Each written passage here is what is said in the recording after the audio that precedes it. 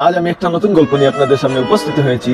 এক গ্রামের মধ্যে তিনজন বন্ধু ছিল, তাদের নাম ছিল রনি, সানি এবং বাপ্পি। রনি এবং সানি ছিল উচ্চ পরিবারের, তারা সব সময় নতুন জিনিস নিয়ে খেলার জন্য প্রস্তুত থাকতো। কিন্তু বাপ্পি খুব গরিব ছিল, তার কাছে বুট ও বল কেনার মতো কোনো টাকা পয়সা ছিল না। তাই সে তার স্বপ্ন পূরণ নিয়ে অনেক কষ্ট পেত এবং একা একা কাঁদতে থাকতো। কিন্তু তার ফুটবলের প্রতি অদম্য ভালোবাসা ছিল। বাপ্পি প্রতিদিন খেলা দেখতে মাঠে যায়, কিন্তু বুট আর বলের জন্য খেলতে পারে না। প্রতিদিন সেখান থেকে ফিরে এসে সে তার দুঃখের কথা ভাবতো, কি আনন্দদায়ক হবে যদি আমি আমার বন্ধুদের সঙ্গে খেলতে পারতাম। কিন্তু টাকা পয়সার অভাবে সে কিছু করতে পারছিল না।